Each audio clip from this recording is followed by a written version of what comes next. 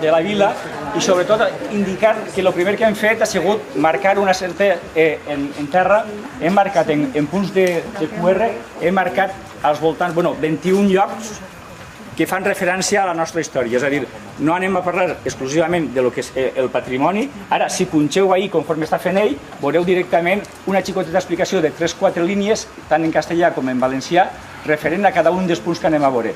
A mi m'interessaria, sobretot, que quan anem a la part que m'agradaria explicar alguna més, que és el llanç de Murà, més o menys nou, que tenim i que desconeixem quasi tots, que ahir sí que poguerem veure i passar els que tingueu el codi QR per a poder veure, perquè en definitiva les fotos que se plasmen ahir són de l'interior de les distintes cases.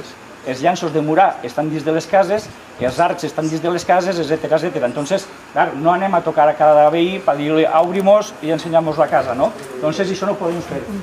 Han fet, en la pàgina web del museu, tenim la referència puntual d'aixes 3 línies i s'ha tret fotos, excepte a un lloc que no tenim fotos perquè el propietari no m'ho hem avisat, amb la qual cosa, de moment no està. Que estaria en el segle XV ja està reconeguda. Així és on, en teoria, tant aquesta casa com possiblement les altres dues, viuria, en definitiva, aquest delegat del bisbe, que estaria així. Junt en aquest delegat del bisbe, possiblement hi haurien més capellans, perquè ahir mateixa o este matí, no sé si ha sigut David o qui ha dit, que parlava de 35 clèrics, és a dir, 35 capellans són un capellà. És a dir, on viurien quasi... Si tenen que viure tots així, doncs no ho sabem, és a dir, que conforme funcionaria. Però, en definitiva, penseu que ells, estos tindrien la potestat administrativa de tot el que és Almassora. A banda de la part administrativa purament de l'alcaldia o de l'Ajuntament com a tal, seria la part del bisbe, que és la que realment mana, en realitat, de tot el poble. D'acord? Seria, en aquest cas, tota aquesta paret i tot el carrer Sant Cristòfol. Aquesta paret així, com la que n'hi ha a l'altre costat del carrer damunt, que tenim el llanç de Murà. I si mireu les altures, veureu que coincideixen els que tenim a la dreta. Així, si mireu un poc, tota la paret de la cantonada, tota la paret és de pedra fins a la part de dalt. I si correguem un poquet més la paret, veureu la profunditat que n'hi ha, que és quasi de 80 d'ample, que són les dimensions de la pròpia Murà. Esta continuaria fins a la part del darrer mur. Però a mitjan darrer mur, a la part del carrer Sant Cristòfol, a l'altre costat, allí se talla i se trenca en principi. No la conservem més. Baixem cap a baix i veurem el... En aquestes cases la façana és morada? Sí, aquesta majoria sí. Possiblement deuen ser entre el XIV i el segle XV. Que seria un exemple, perquè a més, el que comentava antes era que, per exemple, des d'ací cap allà, la dinamització urbanística no és igual com des del carrer Major fins a dins.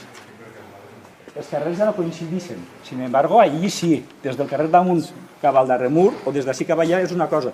D'ací cap allà tinc la sensació que se produeix un exemple ja possiblement entre el 14 i el 15, però ja el tindríem així. Este seria una continuïtat i a partir d'ací cap allà ne tindríem una altra. Dóna compte que els carrers no se solapen justament en els altres, en estos. Entonces, això a l'hora d'estudiar la dinamització urbanística segurament no deu ser la mateixa.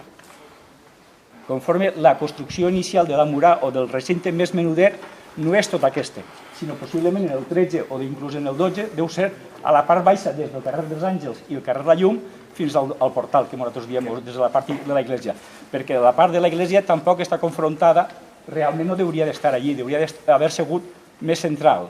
Sin embargo, està en una punta. A l'hora de conformar la part urbanística de l'Almassora medieval, no té res que veure, potser conforme pot ser Vila-real o Castelló, inclús que és més dinamitzada. És a dir, pareix que siga en un paral·lel més de castrum romà que sempre s'ha dit, no? Definitiva, de nova planta per complet. Així la sensació que tinc és que aquell punt de referència ho era molt minut i se va eixamplar, que antes és el que comentava, i tenim aquest llanç de Murà que jo estic dient, que pot ser del 13, o passa alguna cosa que no funciona igual com a Castelló com a Vila-real. Això vol dir que plànols de l'època no se'n conserva cap? Sí, ne tenim, però realment tampoc els tenim conforme voldríem, és a dir, la documentació... Vaja, jo tampoc soc documentalista, és a dir, possiblement els medievalistes se manejen més en la documentació, jo no tant, és a dir, jo me manejo en la situació. Els arqueòlegs... però bueno, hi ha la referència puntual dels dibuixos generals que es coneix de la vila de Vila-real, etc., o de la vila de Castelló, és a dir, i aquests estan. Baixem cap a baix. Punts de QR que han marcat han sigut indudablement el museu i fem referència a lo que n'hi ha dins, per un costat, i l'altre és el guerrer ibèric que tenim. El logo, el guerrer ibèric, que és el logo del museu, que és el logo que tenim, l'escarabat en aquest guerrer ibèric, d'acord? Després podeu passar a veure igual al museu. Està obert. Està obert, està obert. El dia 1 d'octubre n'hi ha també un passeig per la vila que portarà a terme des de l'art de turisme, portaran a terme i la gent se pot apuntar. Si algú vol apuntar-se. Punts que hem marcat és dins de la casa, bueno, les referències que tenim són sempre dins de les vivendes, per això el que han fet ha sigut fer fotografia de l'interior i plasmar-ho també en el que és la rajoleta i en el punt de QR. Entonces, apuntem en el mòbil, en el QR, podem veure l'interior, una xicoteta explicació, en aquest cas el 80% dels arcs que tenim són del 15 i són del 16. Alguns estan partits, com en aquest cas, que diferència les dues cases, possiblement en un moment donat la casa era una casa bastant gran i quan se va segregar o se va delimitar, se va partir. I entonces, en aquest cas, l'arc queda disseminat en una casa i una altra, excepte unes cases que hi ha al carrer de Dolors, que assenten totes sobre els propis arcs. Ara les veurem, si voleu, i després passarem a anar a veure l'últim arc. Així tenim tres vivendes, en aquest cas és un forn, una casa que té també dos tipus d'arcs, i ahir darrere un altre punt de referència que dins de la casa també tenim més arcs. En aquest cas, els arcs aguanten tot el que és la vivenda. És a dir, els arcs, aquests tres cases en concret, són arcs que aguanten tota la vivenda i no com els altres que estan partides, en definitiva. Per exemple, el forn, molt possiblement, és un forn que deu ser també del segle XII o del segle XIII. No sabem si serà el primer que se construís o el segon, però a l'interior queda encara el forn aquell moruno en la rajola de tova grossa i podeu veure en el punt de QR una sèrie de fotos que van fer inclús ells mateixa, on es poden veure perfectament els distints arcs, uns de rajola i uns altres de pedra, i fan referència a que aguanten directament tota la casa. És a dir, tant en aquesta casa com en aquesta, el punt de referència dels arcs no té res que veure amb els que veurem també en un altre. És a dir, la separació per un costat que delimita una vivenda d'una altra, o en aquestes tres cases, que aguanta tota la casa. I a més tenim el que és la travessia esta de Jimeno. És a dir, si ens donem compte, podria ser el carrer mig de Castelló. És a dir, podem parlar, entre comilles, d'algo que possiblement no ens estem donant compte, perquè sempre delimitem el carrer Major com a important, però possiblement abans del segle XIV la vila seria algo més reduïda i a lo millor tan sols arribava fins a lo millor el que és la plaça Major. És a dir, a partir del segle XIV es començarà a incrementar-se tant per la dreta, que serà la part del carrer Major, i fins a la part de l'avinguda Burriana, i creixerà un poc més amunt. Però això és algo que tenim que acabar d'anar documentant, tant des de les fonts escrites com des de la part de l'arqueologia, perquè si no no podem acabar de delimitar. D'acord? Baixem a veure l'última muralla. Des de l'urbanisme i del patrimoni, probablement ningú s'ha parat a veure'l, però mireu per favor el terra, mireu les voreres de què està fet el bordillo, perquè això està en vies d'extinció. Cada vegada que algun ajuntament decidís remodelar, peatonalitzar el nucli antic, tot això se va a fer fulletges. I és un element distintiu de la plana. Com així n'hi havia a Rodeno en el desert, on encara n'hi ha, molts dels bordillos i els adoquins del terra se feien d'això. En Castelló ciutat, per exemple, que hi ha molts poquets carrers adoquinats amb Rodeno.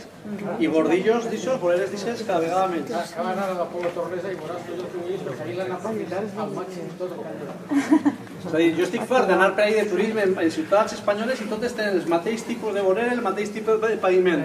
Escolta, si tenim algo distint que ens diferencia, conservem-lo, pues no. Toc patrimonial que habitualment no se valora mai, Continuem? Sí, anem cap a baix.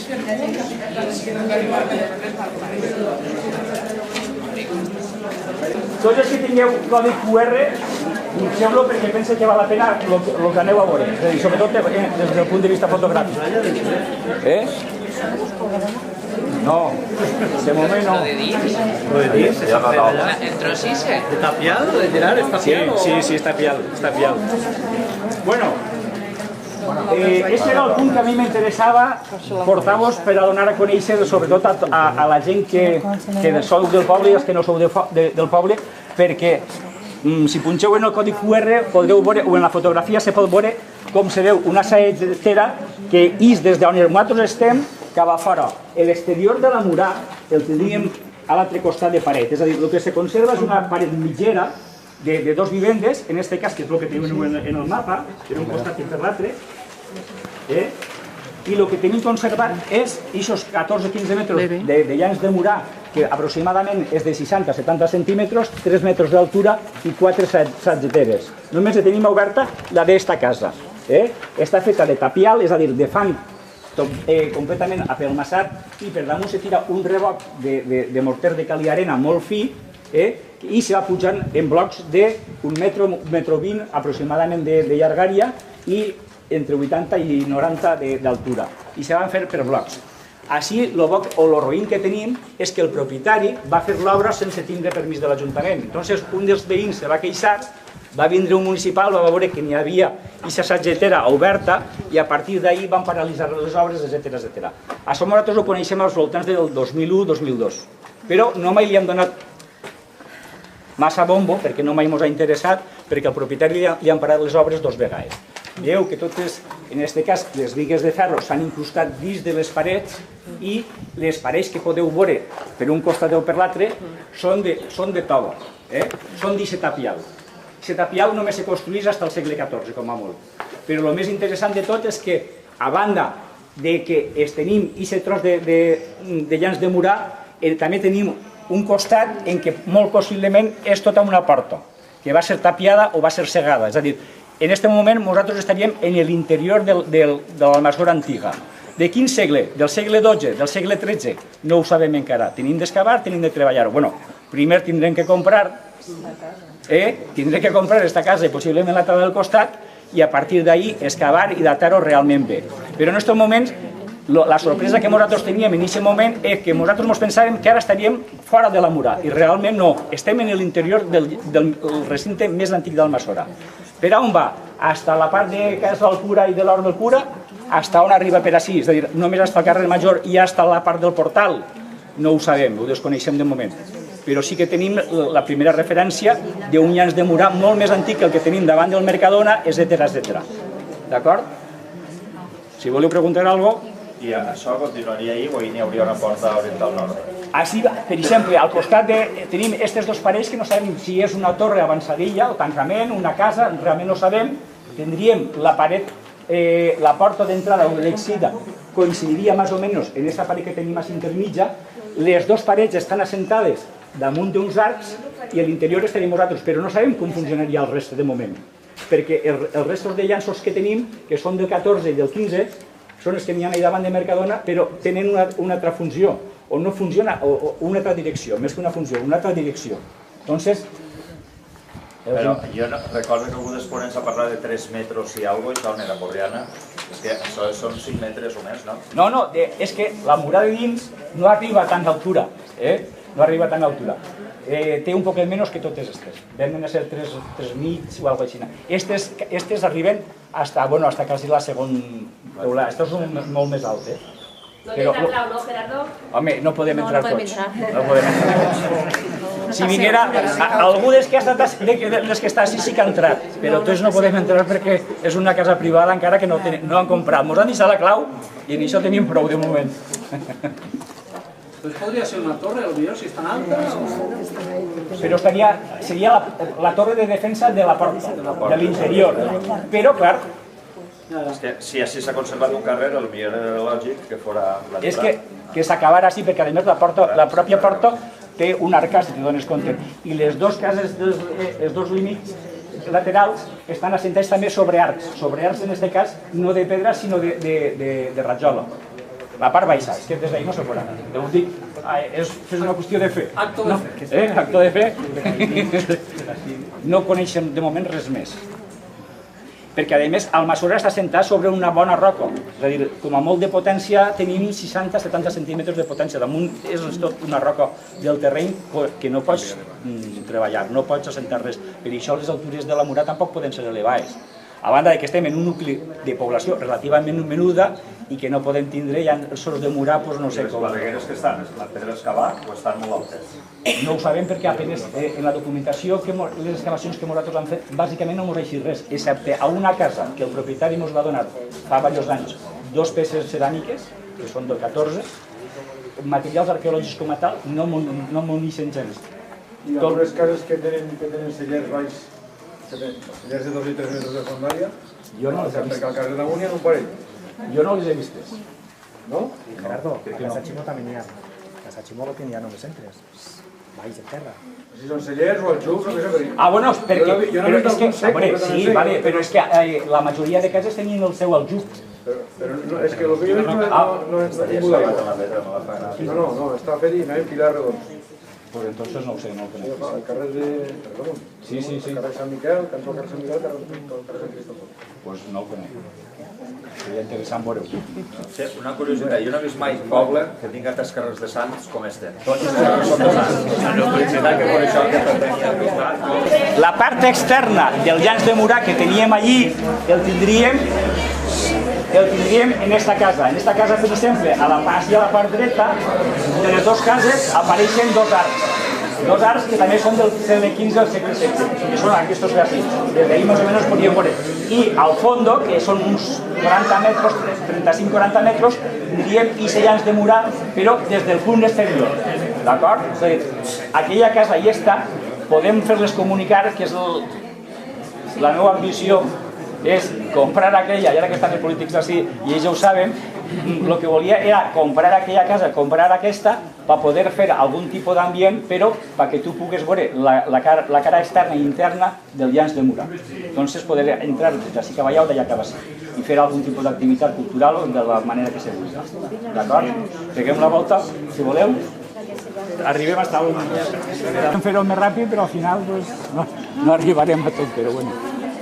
A la iglesia han ficat també dos senyals, 2 làpides. Tenim una en terra que senyalitza l'església, la construcció del segle XVII, i a la part de contracasa altura hem marcat també una altra que és, dels que sou del poble, sabeu que n'hi ha una làpida funerària dedicada a un tal Baebio,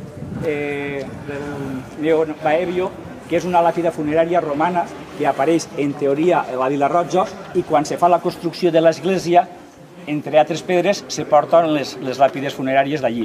S'arreplega i se construeix allí. A banda que l'arranc de baix de casa del cura té un altre arc que també és del 15, en referència a l'abadia antiga i possiblement també lligada a l'antiga església. Avui en dia se passa o se passava des de la casa d'abadia, se passava des de l'església per un túnel que n'hi ha per ahí dins, i possiblement també anteriorment també existia això, però en el 15 o en el 16, abans de que se construïra la pròpia església parroquial. D'acord? Anem cap allà?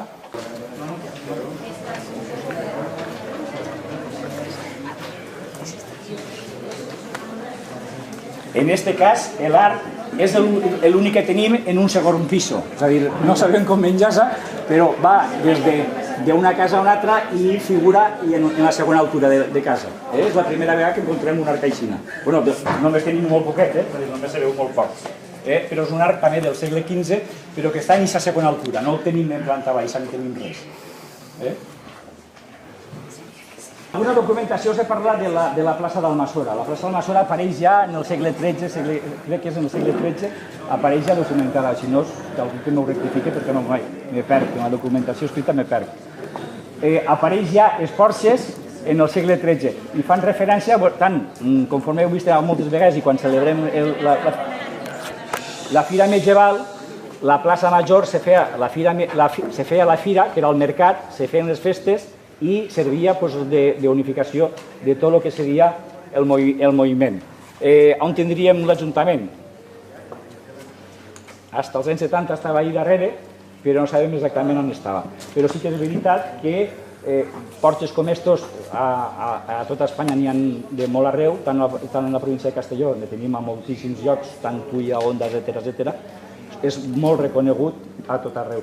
I sobretot, si faim referència un poc a l'ampliació del casc urbà, tant del 13 com del 14, possiblement les delimitacions acabarien així en aquests moments i a partir d'ahir podríem créixer cap a la part més oest, en definitiva. No sé si realment al final serà això, i si realment aquest carrer de Travessia Jimeno serà el carrer mig o no serà el carrer mig. I això els anys ho diran. Però tindrem que veure si els metros que fan referència ens porten a una documentació que en el temps la podrem confirmar o no. I ara, si voleu, m'ho anem cap al castell, perquè si no se farà molt llarg. Ara mateix a la casa de Reis. No tenia consciència que anàvem a 5 metres. He previst les coses i després ja s'apanya cada un. Pasa, pasa. No te preocupes. Sí, estaba aquella... La vara tot el que acabem de veure, més o menys. Les que han vist allà baix i ara estes. Prohibido banyar-se, però si algú vol prendre el bany, amb la calor que fa avui...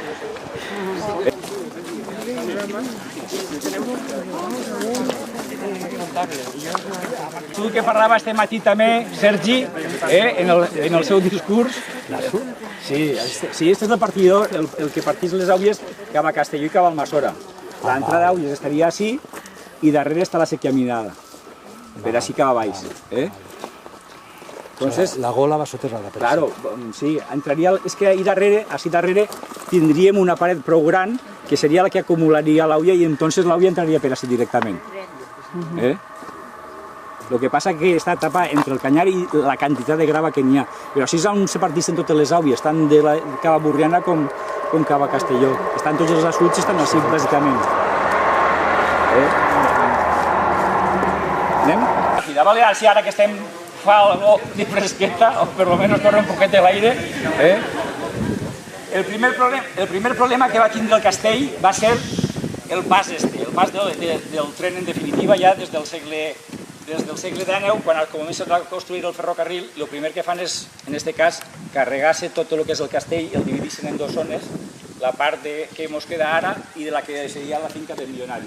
Entonces, és molt fàcil que si farem intervenció arqueològica a part de la finca del milionari, així a este costat així, per lo menos, o hasta quasi la casa, en algun lloc encara encontraríem algun restre del propi castell. El castell hauria de ser més important per lo que estàvem parlant abans, perquè, en definitiva, la zona d'accés i de pas tenia que estar molt controlat. Per això, antes, quan estàvem parlant, el rei el que vol és controlar el pas del riu Millars, en definitiva. Per això, possiblement, expulsa els musulmans, els trau d'ací i fica els cristians perquè, en definitiva, interessa controlar el pas del riu. De fet, en moltes de les conferències d'este matí se parlava d'aquest pas amunt de Via Real, Almassora, Via Real, i el control de pas tenia que estar així. Entonces, per un costat, la primera partició seria el propi ferrocarril. Després, quan se fa tota la finca del milionari i se trau la finca del milionari, n'hi ha una... Bueno, la gent quan trau la terra se carregava en els cavalls i en els carros i se tirava cap a la zona baixa d'Almassora, que era on hi havia les Aules Molls. Entonces, algun carreter o algun net d'aquest carreter m'ha comentat que quan traien la terra, en aquesta terra anaven moltes pedres que no sabien el que eren i anaven restes de ceràmica que també desconeixien, en definitiva. De fet, per exemple, en els anys 30-40 aproximadament, quan don Paco Esteve coneix Almassora i ve a prospectar Almassora, replega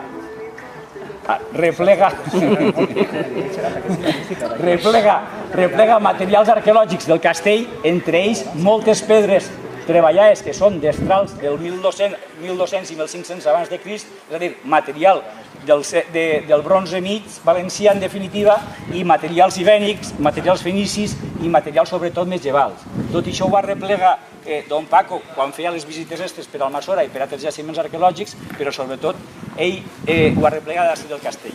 Penseu que tot aquest material, avui en dia està en el Museu de Belles Arts de Castelló, i a banda d'aquest jaciment que tenim així, allà darrere on estava Pamesa, ell dia que n'hi havia un jaciment mosterià, és a dir, un jaciment que tindria als voltants de 200.000 anys, és a dir, allò dels neandertals de Burgos, fins a cert punt, en una època semblant i pareguda, també viurien per així, per la zona de les terrasses d'ahir baix de Pamesa, no, d'esta que n'hi ha així, de l'Alforense, efectivament. Bueno, del castell que mos queda, esta torre circular que tenim així davant i part d'un llanç de murar que estem veient així a l'esquerra. Realment queden algunes saeteres, a la part interior també s'ha perdut perquè resulta que en els anys 70 i 80, sobretot dels anys 80, se fa la fàbrica d'Argela, se fan unes excavacions però només duren 15-20 dies, allò que a més crec que possiblement ha estat Jesús al millor de Crestar i tot, allò de la Vila-roja i la gent que venia més per devoció que per obligació, estava Francesc Gus i van fer unes excavacions però poco més. És veritat que en l'interior del castell n'hi ha zones que possiblement tindran una profunditat als voltants de metro i mig, 2 metres de profunditat, i n'hi haurà uns altres puntes, sobretot per on estan les publicitats aquelles, que allí apenas alcança els 20-30 centímetres. Però el mur este allarga bàsicament fins les publicitats aquelles de Marçà i aquestes coses. Però per dins tampoc se veuen massa estructures perquè, no sé si algú se'n recorda, per ahir n'hi havia era una zona que tirava en cal. No sé si fent la cal la farien molt a proper d'ahir, però jo recordo que n'hi havia un fort de cal o alguna cosa i tiraven tota la cal, la tiraven ahir. Claro, la cal també va menjant-se tot el que té baix. Entonces, si algun dia fem les excavacions del castell, que a més crec que l'Ajuntament està a punt de comprar-lo, pues indudablement serà, ojalà encontrarem molta documentació, però bueno, part d'aquesta documentació també serà un poc fragmentada, en definitiva. Però sí que és veritat que ens donarà o ens aportarà més documentació.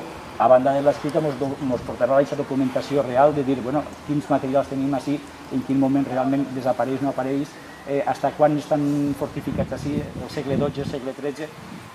Els materials arqueològics ens podran aportar certes informacions que potser avui no les tenim tan clares. Una anècdota, encara que només siga per recordar el nom de Gavino Secades, que jo pense que està allà al pont de ferro i van ser des de la ferrovial les que ens van enviar i estàvem ahir dalt, vull dir, excavant i havien agarrat algunes cosetes, no sé si... I ho dic perquè és anterior a la Vila-roja i era una entitat que es deia el GAC, allò del grup d'amics i coneguts. Això no el coneixia jo, veus? El GAC, el grup d'amics i coneguts, que jo recordo Manolo Violeta, però que sí que estava també Gavino, i Gavino és el que tenia un interès arqueològic, que és el que després va abocar a la Vila-roja. Però recorde que ens van enviar d'ahir. Sí, claro, és que si a més estaven treballant, passaven els trens, etcètera, l'únic que podia aportar-vos és alguna desgràcia, però bueno, a ells tampoc els interessaria. És a dir, per circumstàncies, tot el que és el castell s'ha perdut per un costat per la part del tren, per la part del milionari, exactament el mateix. És possible que quedarà alguna per així, per baix dels pins, però la part després, més cap a l'interior, per la part d'Argela també s'ha perdut. Entonces, realment ens queden 200-250 metres quadrats com a molt, és a dir, no ens queda molt més. Peguem una volteta, si voleu, i arribem a Estell, però només anem a veure llanç de murar, és a dir, com a tal, i el fragment este de torre circular. I és que, a més, les terrasses estes, a mesura que va passant àuia, se les va menjant per baix i a poc va deteriorant. A banda de tot el que és la vegetació, sobretot de piteres. Anem si voleu cavall.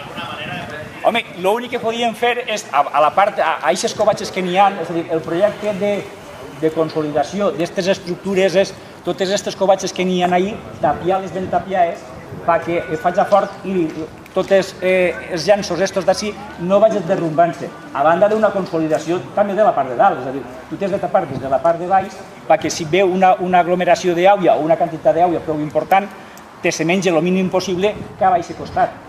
Claro, tu d'ahir t'has de fer un parapet de cement armat. I a banda, claro, des de baix, quan més millor. I això seria la protecció inicial o ideal, no? Però a banda d'això tens d'intervindre també en el que seria la torre circular i en els murs. En la part dels murs sí que vam intervindre fa temps. Però, per exemple, en la torre ja no podíem intervindre si no és des de baix.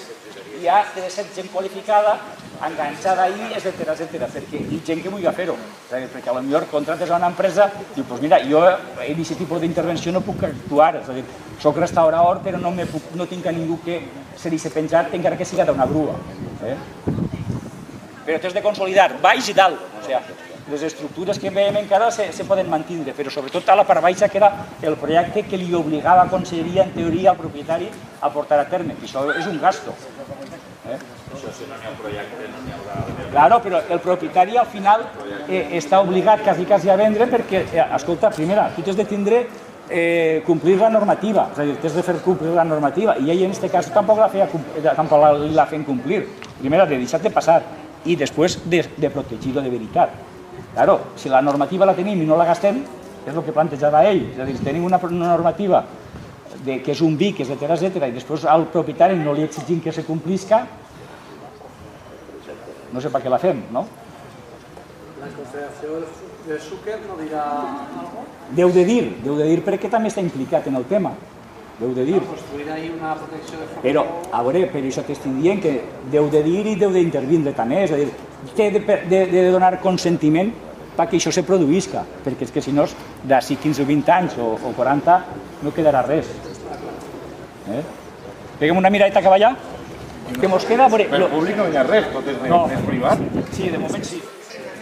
Sé que en algun... El privat és la via, no? El públic és la via, l'únic que hi ha públic és la via. L'altre és d'esta persona que li en el milionari, que a més és privat i a més depèn de gent que inclús està en una fundació en Mèxic, la germana del milionari, i l'únic que és privat realment seria el tros del castell que queda fins al que és el d'Arxel, és a dir, el que és la propietat privada de l'empresa esta que feia fusta. Sí, de la valla fins allà més o menys fins a les publicitats aquelles. Per exemple, la llei prohibís en un bé d'interès cultural tindre una publicitat. Claro, mira, el propietari ho guanya diners. Això sí, això està dins d'Arxela. Uns diners que se guanya, és a dir, una, dos, tres publicitats, si li paguen aquests diners a l'any, doncs bueno, això que té. Però la llei diu que no pots fer publicitat en els béns d'interès cultural. Bueno. Però que va cobrant. Però, claro, tampoc anem per... A més d'això, per això li podem donar tot a lo millor si arribem a un acord en la Confederació Hidrogràfica, arribem fins ací, quan arribaran les aules, serà molt difícil que arriben fins allà. A banda de la intervenció indirecta de baix, tenim de fer-la directa perquè aquella torre, per exemple, no seguís caient. És a dir, des de l'exterior i des de dalt, anar tapant i anar consolidant estructura. El llanç de Murat, que en aquest trosset no es veu, però així veus com està arrasat, està fet a coca. És a dir, tindrem que intervindre realment perquè tot això a un llarg plaç no caiga, ni que es faci més malbé ni que al final se deteriori. És a dir, perquè ara veurem que ahir mateix ha estat completament deteriorat. Per exemple, en aquest cas, el tros de llanç que allà està prou foradat i aquest tros de segurament també part d'una torre o el que siga que també està relativament penjat. És a dir, claro, si això ahir no li fiquem algun tipus de formigó i intentem fer aguantar, resulta que el poc que tindrem anirà caent. Així sí que se va mantenint. Se manté perquè estan les piteres, no sé què, no sé quantos, al final les piteres, les arrels de les piteres, a lo millor inclús ho aguanten i són bones per aguantar. El castell original sembla afegit, aquest tros, que hi ha altres dos piteres. És que no ho sé exactament, perquè si dones... La veritat no sé si realment és la paret o realment és un paret de... Perquè sembla molt diferent d'aquest tros. Clar, és que això és de pedra, però això a lo millor és de tobo i de fang. Entonces no sé si realment serà l'original o no. Jo no recordo haver intervingut. És que això sembla fet en morter i este no, este sembla... Este d'ací baix... Un morter diferent. Este d'ací baix, des de logo, sí que té més pinta de ser ja un reompliment de consolidació d'estructura. Este d'ací baix, baix de la pitera. Sin embargo, al reste de la pitera cavallana ja no es veu. Es veu més en pedra seca conforme és la torre. I ens quedarà molt poc realment perquè a partir d'ahir de les pancartes de publicitat, ahir del milionari no sabem el que pot quedar, però en definitiva només tindríem ahir als voltants de 200 metres perquè en profunditat o d'ací cap a l'interior tampoc tenim massa quantitat.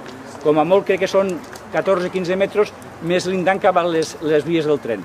És a dir, que així és una punta que se va eixamplant contra les vies del tren i és com si fos això, una espècie d'I al revés i un embut.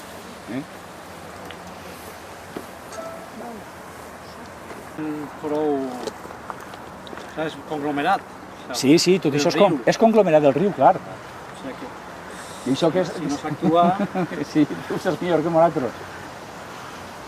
L'única intervenció més o menys possible és tapar totes aquestes covatges que n'hi ha ahí, tapar-les en formigó, perquè això intenta aguantar i després, si és possible, fer més com això d'ací, més paret, o revestir tota aquesta paret que n'hi ha ahí de formigó perquè quan passi l'aulla no arrase tant i no faci tant de mal. De algo? Sí, segurament s'hauran utilitzat ocupes o zones d'algun pastor en un moment donat, però... Ahí vas n'hi ha una que té un muret i tot. Sí, ahí n'hi ha diverses. A més, penseu que en definitiva, quan al cercle de la guerra d'independència, la batalla també es produeix més o menys així, és a dir, el monument que estava ahí fa referència en aquest cas a la batalla del riu i del pont, que el que estan és defensant sempre el pont. En definitiva, és el mateix que en el segle XIII, estan sempre el castell i la referència del pont del Millars és el que fa referència a la protecció realment, perquè el que interessa és controlar el riu. Se suposa que el pont no era ese. No, ni molt menys, no. Se diu el pont nou. Aleshores que els francesos es retiraven i venien cap a sí? Sí, claro, i així se van reunir gent de Villarreal, gent de Castelló i gent d'Almassora per a protegir el pont i que no passaren cap a Castelló. Però n'eren 4.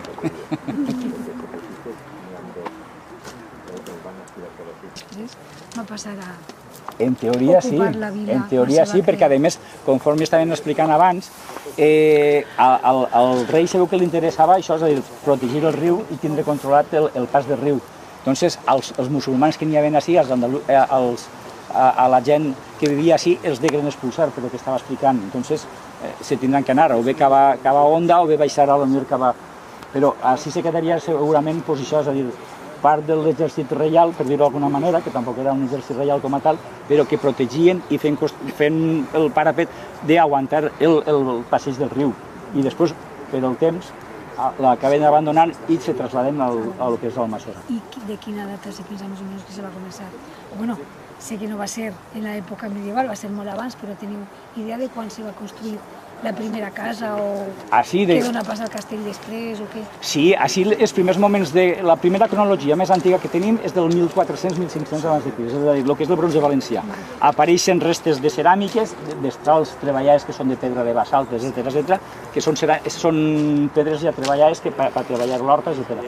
Entonces, aquestes pedres apareixen, les va documentar don Paco, conforme antes he dit, estan, el que no estan publicats ni estan a vista, en el Museu de Belles Arts. Però això aparegué al Torrelló, no? No, aquí, sí. Així l'ocupació que tenim del castell és, als voltants de 1400-1500 ja s'ocupa aquesta zona. Però sempre fan referència a lo mateix, a la protecció, al riu. El riu és bàsic per a veure i en definitiva, ja des d'època molt antiga, ve a ser el que seria els límits entre la zona de Tània, que seria la part de València, i la zona de l'Ercabona, en època ibèrica, però anteriorment igual, i després que al final de la correguda el riu és una zona de comunicació nord-sud, perquè tu en barca podies arribar pràcticament fins a l'interior o relativament venen per la mar Mediterrània, arriben a Torrelló i Torrelló les distribuís més cap a l'interior, però de l'interior passa al revés. El que baixa són metalls, és a dir, des de la zona baixen zones de materials de ferro, òxids de ferro, que se fundixen i arriben a comunicar-se o a intercanviar-se en certes espècies.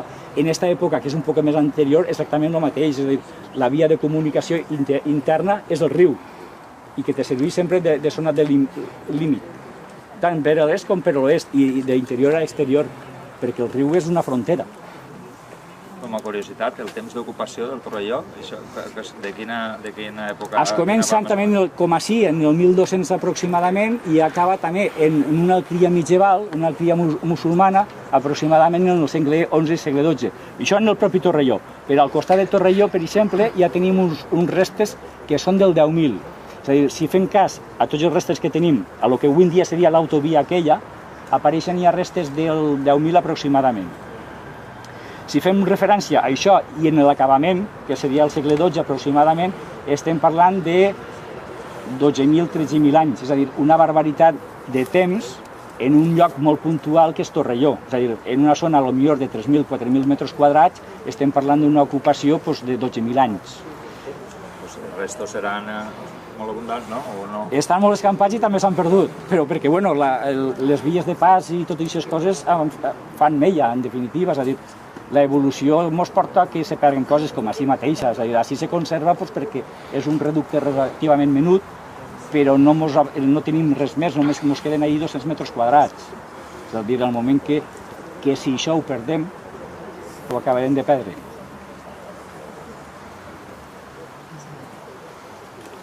A la sequía. Hay un acceso accesible.